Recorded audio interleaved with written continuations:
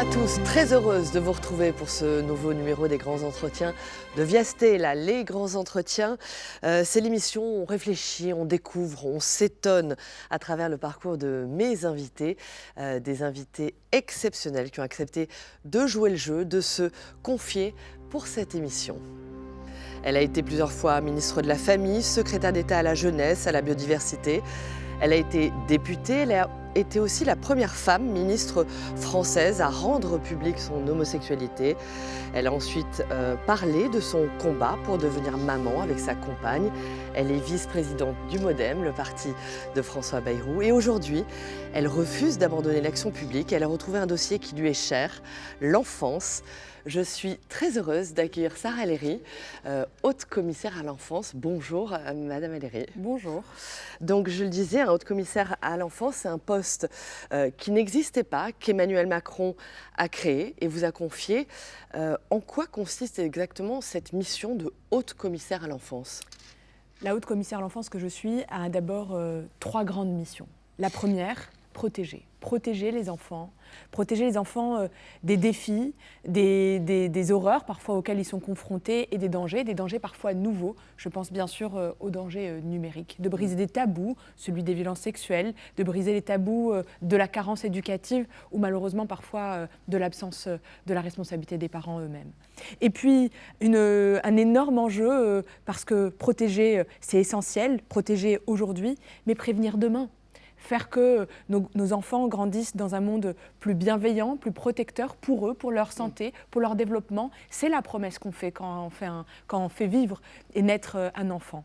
Et puis enfin, accompagner les professionnels, accompagner les parents, accompagner les enseignants, ces éducateurs, ces animateurs qui, au quotidien, sont autour de nos enfants pour qu'ils soient d'une certaine manière suffisamment aidés, coordonnés, soutenus dans leurs actions de tous les jours pour faire grandir et accompagner l'éducation qu'en tant que parents on donne à nos enfants. Alors bien sûr, on va en parler tout au long de cette émission de en quoi consiste précisément votre mission, parce que c'est un thème qui malheureusement en ce moment assez souvent dans l'actualité, on va tranquillement en parler. Mais tout d'abord, pourquoi un poste dédié à l'enfance ? Je rappelle qu'il n'y avait pas de ministre dédié depuis 2017 en fait. Il y avait, vous l'avez vous-même été, il y avait un secrétaire d'État à la jeunesse, il y avait une ministre des familles, vous l'avez également été. Mais quand vous avez été nommé, certains ont jugé que la question de l'enfance a parfois été délaissée politiquement. Est-ce que c'est aussi votre sentiment ? Non, délaissée non, parce qu'il y a eu énormément d'avancées, peut-être pas suffisamment à la hauteur des défis, mais pourquoi on a fait un haut commissaire à l'enfance et pas un ministère ? J'étais la ministre de l'enfance, de la jeunesse et des familles. Et donc, je n'ai aucun sujet d'ego. Ce ministère, il a existé. Mais dans une période d'instabilité aussi forte, où finalement on change parfois de ministre tous les 3 ou 4 mois, la cause de l'enfant, la cause des enfants est tellement prioritaire qu'elle nécessitait stabilité et coordination. Et puis j'ai eu la chance ces dernières années de servir une des plus belles missions, c'est-à-dire les jeunes et les enfants, au sein de plusieurs ministères.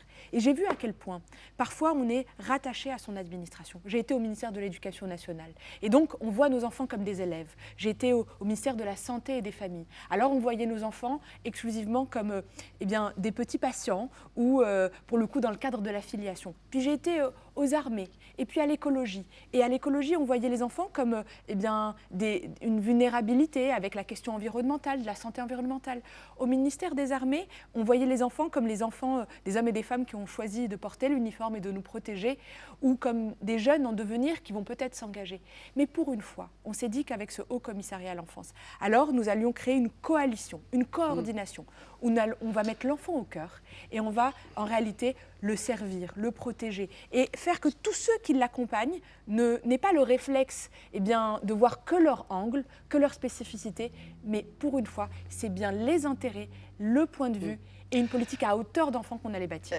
J'entends très bien la transversalité en effet de votre poste, de votre mission, mais est-ce que vous avez en revanche les moyens de vos ambitions, j'allais dire les moyens humains, les moyens financiers, les budgets, est-ce que ça aussi, ça suit, j'allais dire ? En réalité, plus que jamais, la question de l'organisation autour de l'enfant avec ce haut commissaire à l'enfance pose une ambition, c'est vrai. Dans un moment où on vit des crises majeures, l'aide sociale à l'enfance, l'adoption, le numérique, les réseaux sociaux, le tabou qui se brise des violences sexuelle ou de la maltraitance, même dans nos institutions les plus essentielles, l'école, le monde associatif, le monde sportif, la maison, la famille. Et donc face à ça, quels sont mes moyens? J'ai une équipe formidable de grands experts. Juge des enfants, inspecteur de l'éducation nationale, spécialiste des conventions internationales, parce que malheureusement, on a aussi des enjeux globaux pour peut-être se nourrir de tout ce qui se fait aussi dans le monde pour nos propres enfants. Et puis surtout, c'est une volonté du président de la République, et donc c'est décorrélé de l'instabilité partisane que notre pays peut connaître. C'est important. Je voudrais qu'on en vienne justement, vous l'avez évoqué, à la situation de l'ASE, parce qu'on en parle beaucoup. Alors pour nos téléspectateurs, l'ASE, c'est ce qu'on appelait avant la DAS. C'est donc l'aide sociale à l'enfance, qui en ce moment, malheureusement, en effet, assez souvent montrée du doigt pour diverses raisons, notamment son manque de moyens, pour les situations dramatiques qui sont portées dans les médias à la connaissance du public. Vous l'avez évoqué tout à l'heure, notamment sur la question de la prostitution. Il y a eu un rapport de l'Assemblée nationale là-dessus. Aujourd'hui, au sein de l'ASE, selon ce rapport parlementaire, 15 000 mineurs seraient victimes de prostitution en France. Donc je rappelle, pour que nos téléspectateurs comprennent bien, uniquement au sein de l'ASE, il y aurait 15 000 mineurs qui se prostituent sur un total de 20 000 enfants en France touchés par ce phénomène. Perrine Goulet, qui est députée, qui est présidente de la délégation aux droits des enfants à l'Assemblée nationale, parle de pandémie sur cette question. En réalité, ce qui est dramatique, c'est que là où il y a des enfants, il y a des prédateurs. Vous avez ces prédateurs au sein de l'aide sociale à l'enfance, vous avez ces prédateurs globalement dans la protection de l'enfance, dans la petite enfance, dans le périscolaire. Sauf que les enfants de l'aide sociale à l'enfance sont plus vulnérables, ils portent malheureusement des drames, des cicatrices, parce qu'ils ont été victimes. S'ils sont là, c'est qu'on les protège. Et que parce qu'ils ont été victimes, alors des gens mal intentionnés vont les prostituer, vont les exploiter. Je rappelle juste qu'il n'y a aucun consentement. Avoir une relation sexuelle avec un enfant de moins de 15 ans, en réalité, c'est un viol. Et donc, moi, je sais qu'on parle de prostitution des mineurs. Moi, j'aime nommer les choses telles qu'elles sont. Et entendons-nous bien, Madame Rojek, c'est de l'exploitation sexuelle. Et cette prostitution, elle a changé de visage. Avant, on avait les grands réseaux de traite. Ils existent toujours. Mais cette prostitution dans l'aide sociale à l'enfance, ça va être du proxénétisme de proximité. Ça va être la petite copine du foyer qui va faire que, en pensant que c'est parfois de l'argent un peu facile, va embarquer sa petite copine. Il va y avoir de la violence. Il va y avoir aussi des réseaux. 80% de ces recrutements, ils sont sur le numérique. Et moi, je suis extrêmement ferme sur le sujet. Ceux qui exploitent ont bien sûr des responsabilités extrêmement fermes, mais ceux qui payent, les adultes, les hommes qui vont voir ces jeunes filles sont extrêmement responsables, et la justice passera et elle aura vocation à être plus ferme. Madame Ellery, l'Assemblée nationale a voté cette semaine une loi qui va permettre demain, selon cette loi, à chaque enfant placé à l'ASE, donc sous la protection de l'aide sociale à l'enfance, sous la protection de l'État, de bénéficier demain d'un avocat. Est-ce que ça, vous nous confirmez que ce sera une réalité demain et que c'est bien sûr un pas en avant, un grand pas en avant pour eux? La priorité pour les enfants aujourd'hui de l'aide sociale à l'enfance, mais plus largement pour tous les enfants, c'est comment on pose un cadre protecteur. La présence d'un avocat, c'est une demande assez ancienne qui arrive du monde associatif. C'est la particularité du Haut-Commissariat. Il travaille au-delà de l'État, il travaille avec les entreprises, les associations, les avocats, les notaires, les administrateurs ad hoc. Et la présence de l'avocat demain pour ces enfants-là est une énorme avancée. Ça a été voté à l'unanimité. Moi, j'en suis extrêmement heureuse. Je soutiens cette démarche. D'ailleurs, on a beaucoup travaillé avec le barreau, donc le barreau des avocats sur cette demande et cette mesure. Mais je vais aller un tout petit peu plus loin, parce que dans votre antenne, je pense qu'il est important de comprendre que l'exploitation sexuelle des enfants aujourd'hui et des mineurs, elle touche tous les milieux sociaux. Elle touche les garçons et les filles. Et il y a des nouveaux profils qui sont dangereux pour nos enfants, ce qu'on appelle des lover boys, des jeunes garçons qui vont laisser imaginer que c'est devenu un petit copain. Et puis, ils vont brutaliser la jeune fille. Et puis, elle aura trop honte de dire à ses parents ce qui s'est passé, parce qu'elle l'a présenté peut-être à ses parents et qu'elle pense que c'est son petit ami, son amoureux. Et c'est pour ça que briser ces tabous, briser ces silences, c'est aussi rappeler à ces jeunes filles qu'elles sont victimes, que personne n'a le droit de les obliger à avoir aucune relation sexuelle si elles ne le souhaitent pas, si elles ne le veulent pas. Et du coup, il faut retourner la honte. La honte, elle ne doit pas être sur leurs épaules. Et pour ça, il faut leur faire confiance. Et il faut être en capacité d'accueillir aujourd'hui ces témoignages et l'accompagnement derrière, évidemment, par le soin, la reconstruction et la justice.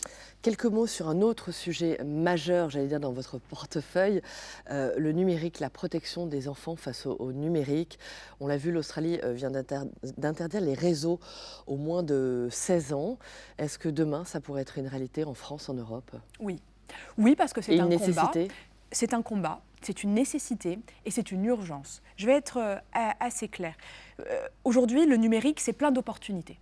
Pour l'emploi, pour nos entreprises, pour notre pays. Aujourd'hui, avec l'intelligence artificielle, on peut retrouver le cancer plus vite, on peut faire des choses superbes. Et en même temps, ce n'est pas fait pour tous les âges. On ne peut pas, dans notre pays, considérer qu'on ouvre la porte à un monde inconnu à des enfants. Des enfants, ce ne sont pas des adultes en miniature. Et donc, nos enfants se retrouvent pris dans des toiles d'araignée, avec des algorithmes prédateurs qui vont finalement les enfermer, les rendre addicts. Mais parce que ça a été pensé pour ça, c'est l'économie de l'attention. Et donc, protéger nos enfants, ce n'est pas les sortir de tout le numérique, c'est leur donner les clés, faire du numérique éducatif, les éduquer, les accompagner. Nous-mêmes, adultes, on est dépassés. Mais réseaux sociaux, ce n'est pas tout numérique. Réseaux sociaux, c'est TikTok, c'est parfois Facebook, c'est parfois Snapchat. Et donc la question, c'est à quel âge on est en situation d'être confronté à. Et puis je vais alerter les parents juste sur ce point parce qu'on y pense peut-être un peu moins. Quand vous avez un enfant qui joue aux jeux vidéo, et dans ce jeu vidéo, il y a de la messagerie. C'est aussi un réseau social. Parce qu'il peut être confronté à des gens qui vont leur dire j'ai le même âge que toi, j'ai 13 ans. Mais en fait, pas du tout. Mais donc vous plaidez, pour être très clair, pour une interdiction à quel âge? Moi, je suis favorable à l'interdiction. Aujourd'hui, on a voté une loi à 15 ans en France, ça s'appelle la majorité numérique. Je suis favorable au contrôle d'âge et à la vérification d'âge et surtout à des espaces où quand on a moins de 15 ans ou moins de 16 ans, eh bien, on n'est pas confronté à des gens qu'on ne connaît pas. On ne permettrait à personne de rentrer dans notre maison sans y être invité ou autorisé. Eh bien, c'est ce qu'on fait en laissant la porte ouverte. Et donc se pose la question de à quel âge on donne un téléphone à son fils ou à sa fille. Comment on fait pour que finalement on n'expose pas nos enfants tout petits à des smartphones. Comment on fait attention pour qu'il n'y ait pas des conséquences sur leur développement, sur leur neurodéveloppement. Et comment finalement on construit une société plus bienveillante. Une société plus bienveillante, c'est du temps, c'est des espaces, c'est des entreprises aussi qui se questionnent sur la place de la parentalité. Parce qu'aujourd'hui, les charges, elles pèsent sur les parents. Dans un monde qui va vite, qui bouscule et qui est de moins en moins pensé pour les enfants. Alors, Sarah El Haïry, vous avez souvent à vos côtés, dans ce combat qui est le vôtre, de défendre l'enfance, une alliée de poids. Cette alliée, c'est Brigitte Macron. En effet, on va peut-être voir des photos de vous ensemble en déplacement justement sur le terrain. L'enfance, défendre les enfants, c'est un combat que vous partagez avec Madame Macron? Oui, et depuis longtemps, la Première Dame a un engagement ancien et extrêmement sincère sur la lutte contre le harcèlement et la protection des enfants. Je l'ai vu sur le harcèlement scolaire. Je l'ai vu en finançant énormément d'UAPED. Ce sont ces unités qui accueillent les enfants qui ont été victimes, qui sont installés principalement dans des services soit de pédiatrie, soit d'urgence, pour qu'il y ait un témoignage unique, qu'on puisse accueillir des enfants qui ont été victimes dans le cadre le plus adapté pour eux. Je l'ai vu aussi financer des chiens d'assistance pour accueillir finalement cette parole et permettre aux enfants de se reconstruire. Je connais son combat contre le harcèlement et contre les violences faites aux enfants, qu'ils soient en réalité des enfants d'ici ou d'ailleurs, et à tout âge. Et elle a toujours été de celles et de ceux qui ont beaucoup soutenu la cause des enfants. Je crois qu'aussi elle vous a aidé à un autre moment de votre vie, un moment un peu plus intime qui finalement est devenu public quand vous êtes tombée enceinte et qu'il a fallu l'annoncer à votre patron, en l'occurrence au président de la République. Oui, c'est vrai que c'est déroutant quand votre chef est le président de la République, mais un peu comme partout, vous savez, en tant que femme et en tant que maman, c'est extrêmement dur de dire à quel moment on va le dire. Que je suis enceinte? Est-ce que ça va impacter ma carrière? Est-ce que ça va impacter les prochaines étapes? Et moi, je fais partie d'une génération qui n'avait pas envie de choisir. J'avais envie de devenir maman avec ma compagne. C'était notre choix. C'était le fruit de notre amour. Et en même temps, j'adore servir. J'adore ma mission. J'adore ce mandat qui était le mien. Et tu te rends compte que dans notre société, rien n'est pensé pour les jeunes mamans, rien n'est pensé pour les jeunes parents, encore moins en politique, où c'est un milieu, oui, qui est plus violent, oui, qui est plus dur. Donc vous avez eu peur de l'annoncer? Je me suis beaucoup questionnée, oui, j'ai eu peur d'une certaine manière, vous oui. êtes tournée vers... Je me suis tournée vers une femme. Et je me suis tournée vers la première dame d'abord, en me disant peut-être que parce que c'est une femme, parce que c'est une maman, alors elle trouverait peut-être les mots plus justes. Mais ce qui était certain, c'est qu'elle a été d'une très belle attention. Elle a trouvé aussi les mots pour peut-être me rassurer. Et c'est exactement ce qu'on devrait pouvoir trouver dans toutes nos entreprises et aussi dans la fonction publique. Partout, cette question se pose. Est-ce qu'aujourd'hui, le fait d'avoir un enfant aura des conséquences dans ma vie professionnelle? Comment je pourrais vivre ma maternité ou peut-être ma paternité sans avoir cette injonction absolument forte qui se pose? Pourquoi avoir fait le choix délibéré de rendre publique votre homosexualité, mais aussi votre combat pour la PMA, pour devenir maman? Je rappelle que vous étiez à l'époque ministre des Familles. Le combat était d'abord pour ce S, ce pluriel à famille. Le ministre des Familles. Il faut regarder notre pays comme il est, notre société comme elle est. Elle évolue, elle bouge. On a des familles monoparentales, on a des familles recomposées, on a des familles homoparentales, on a des familles qui sont mariées, des familles qui vivent en union libre. Enfin bref, ce qu'il y a en commun, c'est qu'il y a beaucoup d'amour dans ces familles. Et ces familles, c'est des hommes et des femmes qui élèvent les enfants. Aujourd'hui, la question du beau-parent doit se poser. Comment protéger, comment reconnaître ce rôle d'hommes et de femmes qui élèvent des enfants au quotidien? Et si j'ai fait le choix, parce que ça a été un combat mené pour ouvrir la PMA pour toutes les femmes, qu'elles soient seules ou qu'elles soient en couple avec une autre femme, c'était d'abord considérer que faire famille ne devait pas être une histoire d'argent. Et ces femmes, elles partaient à l'étranger, payer des dizaines de milliers d'euros pour simplement faire famille. Parce que d'abord, l'adoption ne fonctionne pas assez bien dans notre pays et que c'est un chemin mais de 5, 6, 7, 8 ans de combat infini. Alors qu'on a des enfants qui ont besoin d'amour, juste d'amour. Et on a des parents. Et puis ces femmes, finalement, c'était aussi de leur dire, vous savez, on ne fera pas de différence entre l'argent. Il y a la question de l'avancée du fait de la congélation ovocitaire, parce qu'on a de plus en plus de mal aussi à avoir des enfants, parce qu'on les fait plus tard, c'est vrai, parce que nos études font qu'elles sont plus longues, parce que notre société a bougé, et parce que je voulais permettre...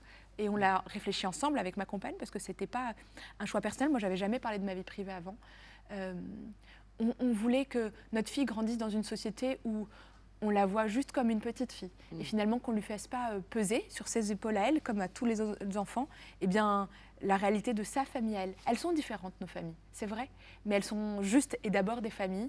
Et donc, le dire, simplement montrer que c'est possible, qu'on est comme tous les autres, on a des problèmes de garde, on a des nuits difficiles, on a des fièvres, on a des poussées de dents. Eh bien, dans le fond, oui, c'est un droit qui avance.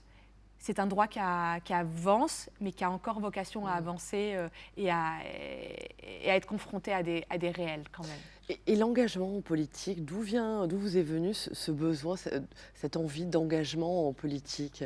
Moi, je crois en l'humain. J'ai eu la chance de grandir dans une famille engagée dans le monde associatif. Un papa qui fait des caravanes médicales, et donc on faisait des actions sanitaires et médicales. Une maman qui croit en l'école, et on a fait beaucoup d'actions pour des écoles rurales très éloignées. Et j'ai toujours eu la conviction que on pouvait être utile là où on était. Et donc j'étais déléguée de classe dans mon école primaire et mon collège. Mais avant, vous étiez dans le privé, hein. Oui.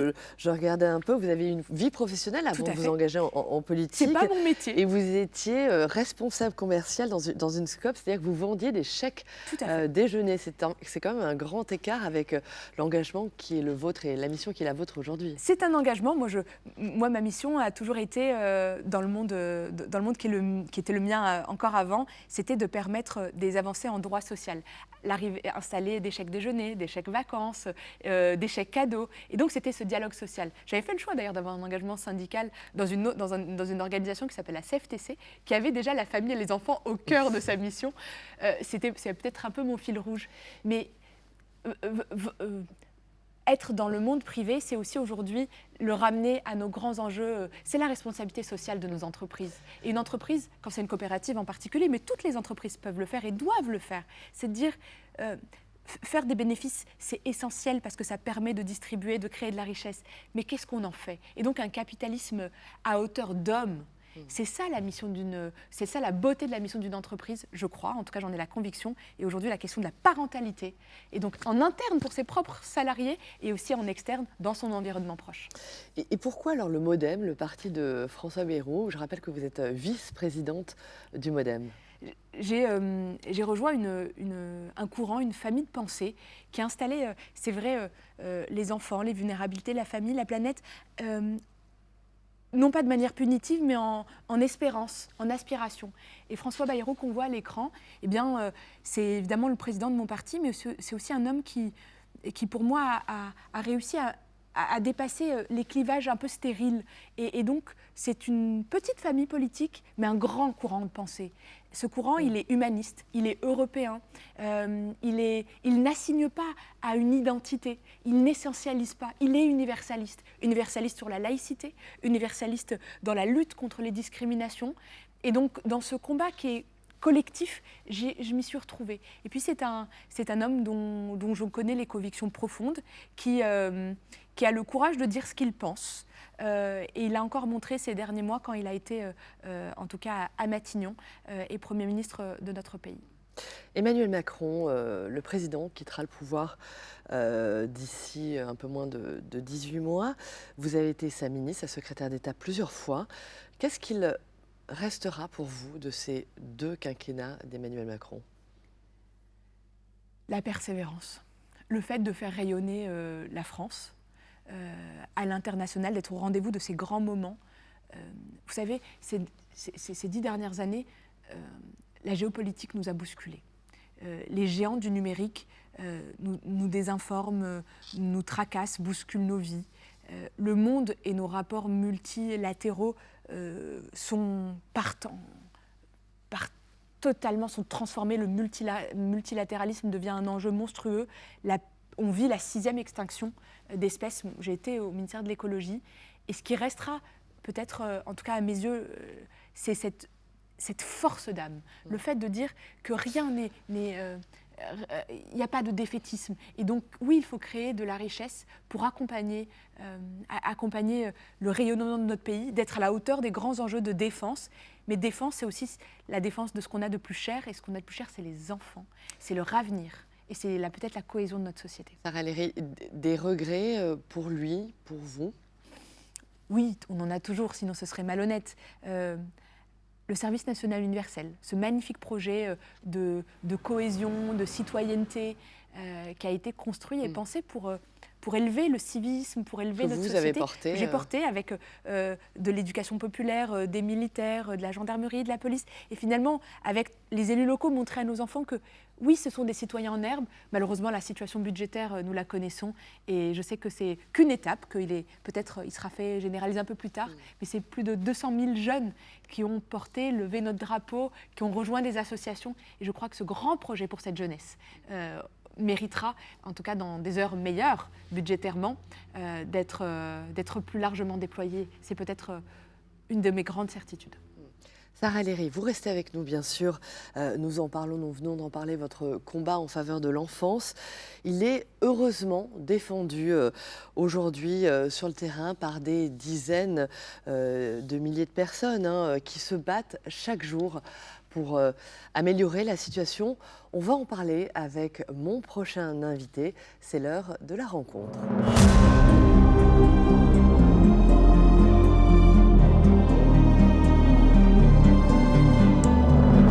Voilà, et je suis ravie d'accueillir pour échanger avec Sarah Léry Bertrand Chariot. Bonjour. Bonjour Séveria. Bonjour, alors vous êtes major de gendarmerie et vous dirigez en Corse les maisons, parce qu'il y en a 2, les maisons de protection des familles. Est-ce que vous pouvez tout d'abord nous expliquer ce que sont ces maisons de protection des familles? Tout à fait. Alors juste une précision, il y en a 3 en Corse, il y en a une en Haute-Corse et 2 en Corse du Sud. Les maisons de protection des familles sont des unités spécialement créées suite au Grenelle des violences faites aux femmes en 2019.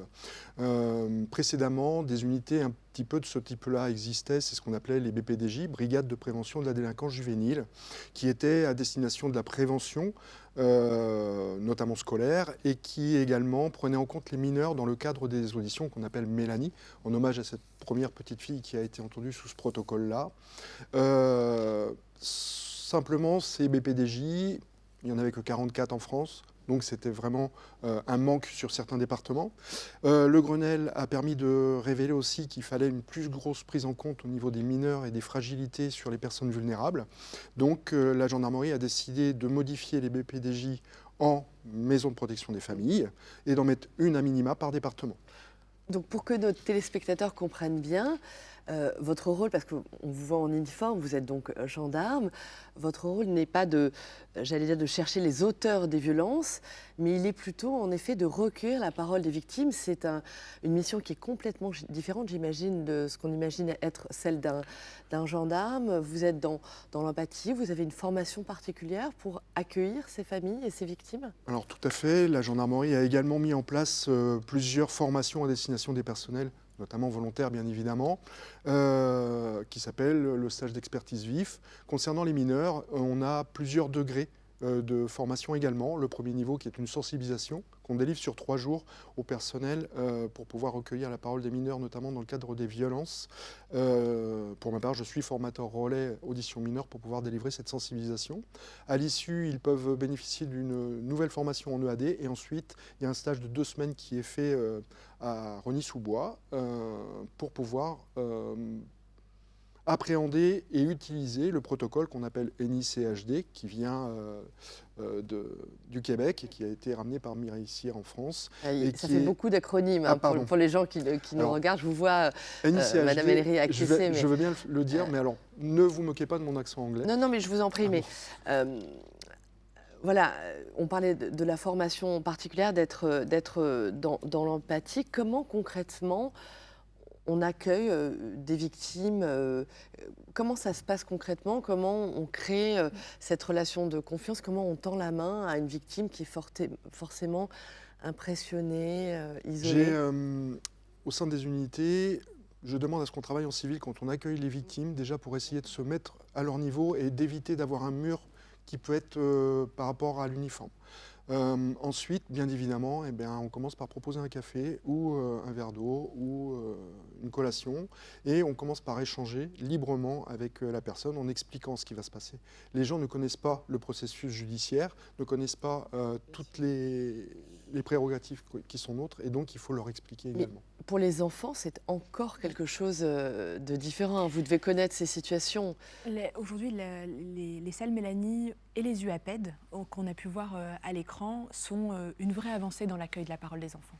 C'est des lieux qu'on a pensés pour eux-mêmes dans l'ameublement. On ne va pas avoir de table haute, on va avoir des tables basses ou des tables transparentes pour voir le geste des enfants quand ils ne parlent pas. Vous savez, on peut avoir des nourrissons qui sont victimes. Les chiffres sont sortis l'année dernière.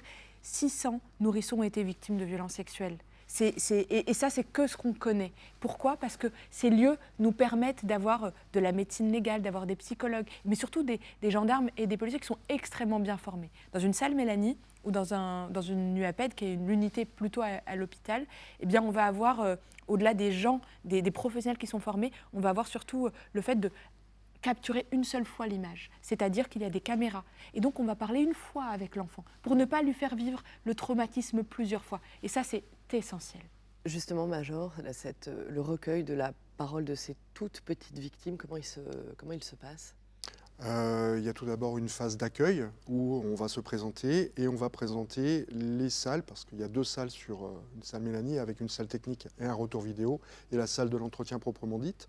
Et ensuite, sur le protocole, il y a différentes questions qui vont être posées, mais pas en rentrant directement sur les faits dont ils ont été victimes, pour pouvoir déjà connaître le mineur, évaluer son niveau de développement et voir s'il est réceptif au mode de questionnement qu'on va adopter, puisque c'est un questionnement qui est exclusivement sur des questions ouvertes pour faire appel à la mémoire de rappel.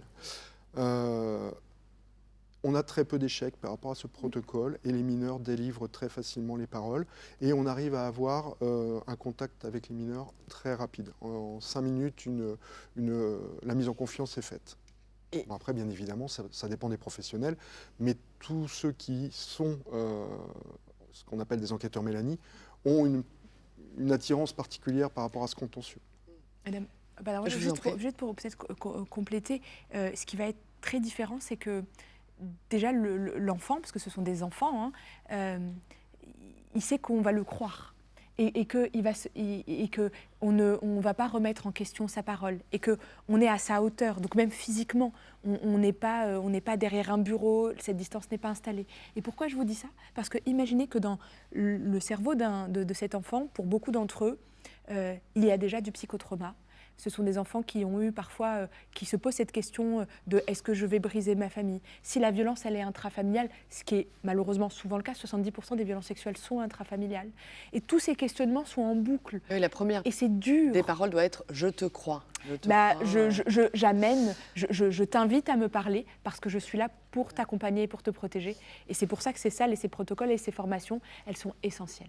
Une question qu'on se pose en vous écoutant tous les deux, hein, sur des sujets qui sont aussi difficiles, aussi douloureux, il faut être à la fois, j'imagine, dans l'empathie, sans être soi-même trop bouleversé par tout cela, parce qu'on entend. Comment vous gérez cela? Comment vous ne ramenez pas le soir chez vous les choses très difficiles que vous entendez à longueur de journée? Au niveau de l'enquête, on a toujours une part de nous qui va essayer de rentrer quand même en interaction avec ce qui se passe, et on ne peut pas passer outre les faits qui nous êtes révélés. Je ne vous donnerai pas d'exemple ici, mais bien évidemment, on tombe dans le sordide.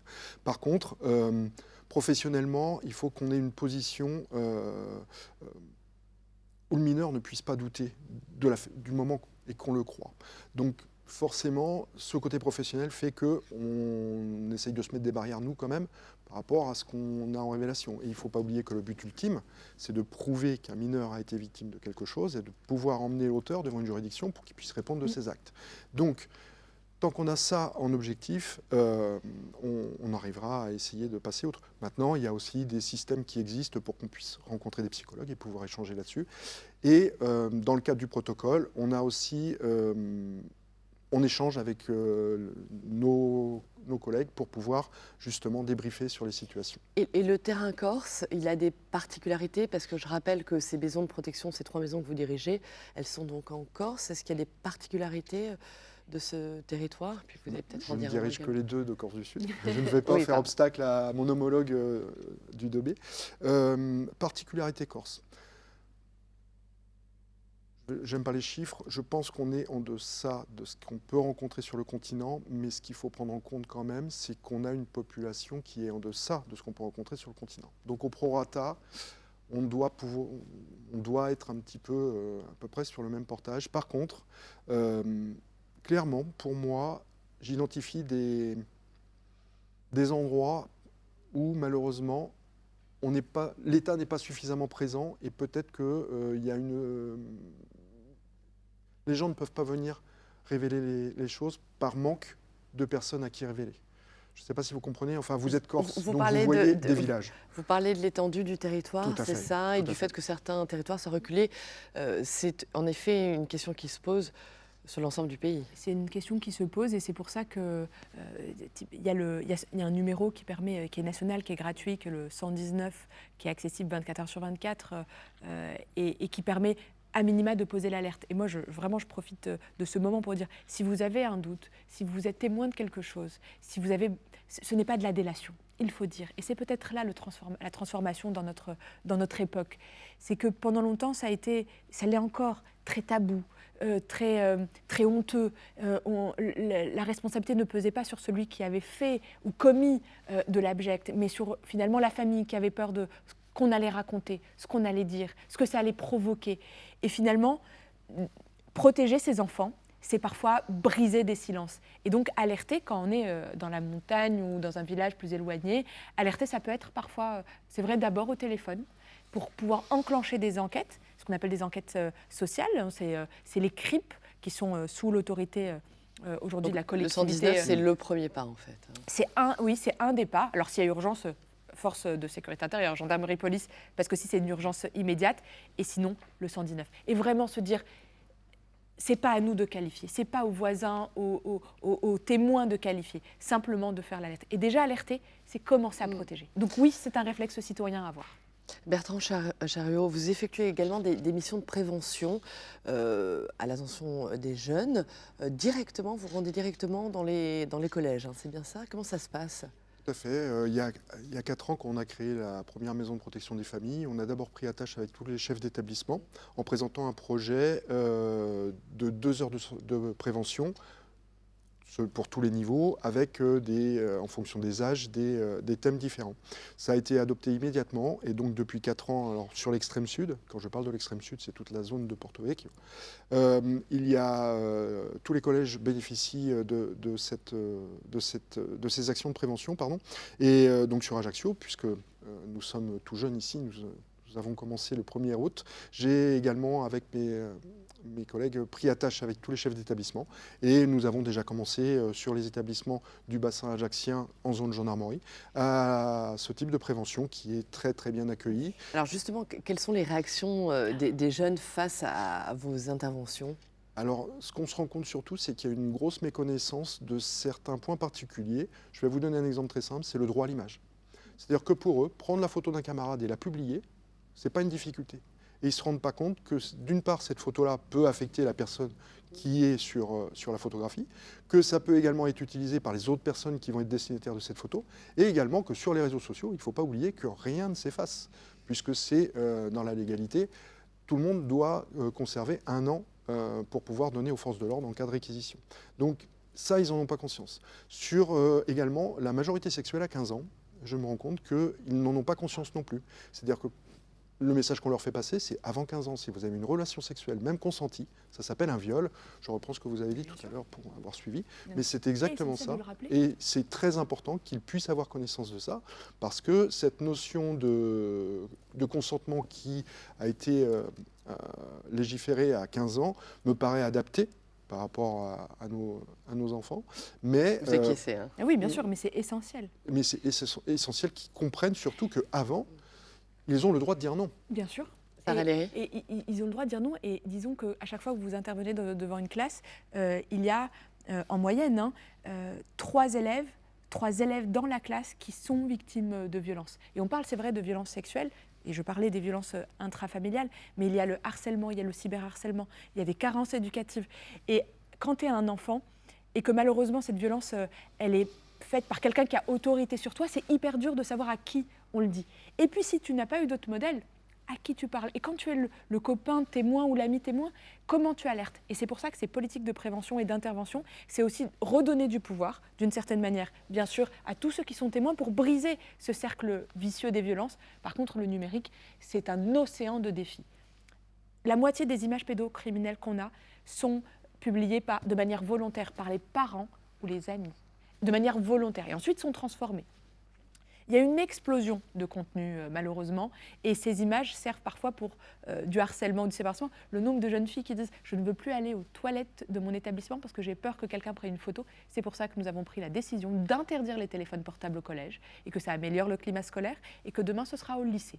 Ce n'est pas pour punir les enfants ou les élèves, c'est pas du tout. C'est pour accompagner des espaces qui sont plus protecteurs, où ils peuvent grandir. Vous qui êtes un acteur de terrain, ça vous y croyez à ces interdictions ou ça vous fait plutôt sourire? Je les prône, en fait. C'est pas facile. J'imagine que vous les prenez. Prône, Mais est-ce que vous évidemment. y croyez ou est-ce que vous vous dites de toute façon les jeunes rapidement les contourneront, ces interdictions? On parlait aussi de la majorité numérique à 15 ans. Les enfants n'ont pas conscience, enfin ça c'est clairement c'est dans le développement psychologique, là on ne va pas développer, mais c'est clairement, ils n'ont pas conscience des répercussions de leurs actes quand ils les font. Et donc, l'utilisation des téléphones, par rapport à cette porte ouverte sur le monde, où là, enfin, tout le monde en a conscience, ça ils reçoivent des informations sans avoir les explications. Et donc, forcément, elles sont utilisées la plupart du temps à mauvais escient. Et le fait... Vous dites que c'est pas punir, bien évidemment que c'est pas punir, mais ils sont à l'école pour apprendre. Ils ont des professeurs en face d'eux. C'est pas pour utiliser des téléphones ou ChatGPT comme on entend maintenant. Voilà, c'est clairement les téléphones sont une manne d'informations bien évidemment, mais surtout une porte ouverte pour. Si elle est bien accompagnée, c'est toujours une histoire de contenu. C'est un téléphone à 11 ans, ça n'a aucun sens. Je peux comprendre qu'on ait besoin, pour le coup, d'échanger avec son enfant. Mais à ce moment-là, on le fait avec un téléphone à touche. La question, c'est le smartphone. C'est cette fameuse caméra et les réseaux sociaux. Et c'est ça qui fait l'enfer, parfois, malheureusement, du harcèlement, qui ne s'arrête plus jamais. Et on connaît les drames beaucoup trop souvent. Alors, toutes ces missions que nous évoquons ensemble aujourd'hui, de protection de l'enfance, elles ont un aspect, quand on est extérieur à ce domaine-là, à ce métier-là, elles ont un aspect un peu Sisyphe, c'est-à-dire une tâche immense qui semble inachevable. Est-ce que c'est aussi parfois ce que vous vous dites, ça recommence en permanence, il y a tellement d'enfants victimes, tellement de victimes. Voilà, est-ce qu'il y a ce côté-là, ce côté à quoi bon, ou vous vous dites néanmoins non, c'est utile ce que nous Vous êtes faisons? en train de me dire qu'il faut que je baisse les bras? Non, Non, bien non, évidemment non, que non. mais Alors, je suis d'un naturel plutôt pessimiste, mais là, sur ce volet-là, je suis très optimiste. Ah. En 4 ans, qu'est-ce qui vous suite rend au Grenelle, optimiste? déjà, l'évolution des pouvoirs publics par rapport à la problématique. Les enfants. Depuis 4 ans, il y a eu une évolution incroyable. Ensuite, les liens partenariaux. Hier, j'étais donc à la conférence de l'Observatoire Corse de la protection de l'enfance, avec de multiples partenaires, et notamment des travailleurs sociaux. Et les échanges sont constructifs. Les échanges, tout le monde va dans ce sens-là. Ensuite, j'aime pas les chiffres, mais je me rends compte qu'on a une augmentation des faits qui sont révélés. Ce qui veut dire que ça fonctionne. Oui. C'est-à-dire que les gens qui précédemment ne révélaient pas, maintenant ont encore plus confiance dans les professionnels et permettent plus de révélations. C'est le fameux « la parole se libère ». Tout à fait. Oui. D'accord. Je vais vous donner la parole. La parole se libère, mais ce qui est mais- le plus important, c'est que la parole est écoutée. C'est surtout ça, parce que le fait d'entendre quelque chose, c'est bien. Oui, je t'écoute, oui, tu as libéré ta parole, mais maintenant, j'en fais quoi de cette parole? Et c'est surtout que maintenant, on sait encore plus ce qu'on peut faire. C'est-à-dire que sur un volet social, peut-être que c'est une problématique qui va relever de l'ASE ou d'une PMI en fonction de l'âge. Enfin, voilà. Et tout ça, pour moi, positivement, ça avance. Ouais. Les auteurs, pardonnez-moi, les auteurs de violences, on en parle peu, ou en tout cas on en parle uniquement sous l'aspect répressif, d'autant plus que vous êtes gendarme. Est-ce que là aussi, vous sentez, vous pourriez avoir un discours positif là-dessus aussi, sur la prise en charge de ces auteurs de violences? Est-ce qu'il n'y a que la répression? Est-ce que là aussi, les choses changent, avancent? Alors, sur les auteurs, on se rend compte que les réponses pénales sont de plus en plus adaptées et sont de plus en plus fortes par rapport aux faits qui sont commis. Maintenant, pour les citoyens, il peut y avoir des aberrations sur des classements. Il faut comprendre que la justice en France, elle est obligée de se tenir aussi à une matérialité des infractions. Et que arriver devant une juridiction de jugement avec des dossiers qui ne sont pas suffisamment complets vont être une double peine pour la victime. C'est-à-dire que non seulement j'ai été victime de l'infraction pour laquelle je suis devant cette juridiction, mais si jamais il y a un acquittement de l'auteur, ça veut dire qu'il a gagné une deuxième fois, c'est-à-dire qu'on va là effacer complètement ce qu'il a fait, et donc moi je suis doublement victime. D'autant plus que ces victimes-là, malheureusement, on va dire dans 90% des cas, elles ont un fort sentiment de culpabilité qui ne se verra que renforcé par rapport à cette situation-là. Mais oui, il y a une évolution là encore positive sur les réponses pénales qui sont adaptées, et surtout ce que je me rends compte, c'est au niveau notamment du parquet d'Ajaccio, puisque c'est celui dont je dépends, mais je sais que celui de Bastia est sur la même action, il y a vraiment une volonté d'agir correctement pour les victimes. Je donne pour exemple simplement depuis 3 ans la mise en place d'une référente vif et mineur au sein du parquet qui est un personnel qui est dédié exclusivement à cette problématique-là. Sarah Léry, sur le côté sisyphéen, j'allais dire, de la tâche, voilà, quel est votre sentiment là-dessus? Une coalition qui a jamais été aussi forte. Moi, j'ai jamais vu autant, avec évidemment les dernières évolutions législatives, le fait de reconnaître l'enfant comme co-victime de violences intrafamiliales, le fait de poser une majorité numérique, le fait de se dire demain il aura un avocat, qu'on va revoir le statut de l'administrateur ad hoc. Ce qui est réel aujourd'hui, c'est que le monde associatif qui s'est beaucoup mobilisé pendant longtemps pour le droit des enfants ou le recueil de la parole est aujourd'hui très fortement accompagné par la police, la gendarmerie, la justice qui est en train de bouger avec le juge des enfants et les juges des affaires familiales qui bougent aussi dans leur doctrine, qui travaillent avec des instances santé, qu'aujourd'hui on a, grâce à la science et le développement du cerveau, on voit les traces dans le cerveau d'un enfant quand il y a eu du psychotrauma et que la dynamique, elle est lancée, qu'aujourd'hui, les entreprises ont vocation, comme elles ont lutté contre les violences faites contre les femmes, ont vocation à rentrer dans la danse et être aussi des acteurs de diffusion, de prévention. on n'a pas le droit de chausser nos charentaises et de se dire ça va passer. C'est pas vrai. Des défis sont énormes. Et il y a des nouveaux dangers, avec entre autres le numérique.